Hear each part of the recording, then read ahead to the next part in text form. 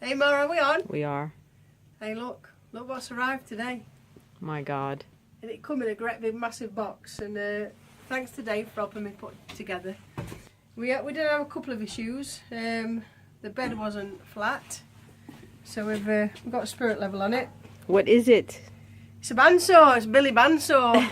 What are you making with said new thing? member of the team. I'll be doing bandsaw boxes. What kind of thing is it? God, look at how big it is.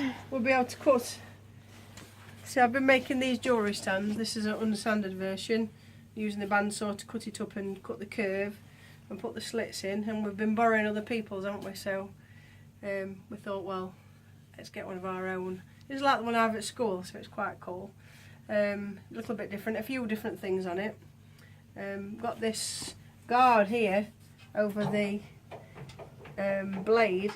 It's a bit clunky when we're going up and down with that. There you go. Bit of a clonk on it, but I guess we'll get used to that. So what kind is it? What do you got?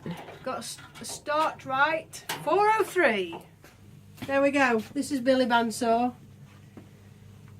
We've got it on this pallet because we're probably going to be moving workshops soon, aren't we? So We're moving. We're moving. So Again, we just moved once. We thought we'd keep it on there, so it'll be easy to move, and then obviously when we move it will come off.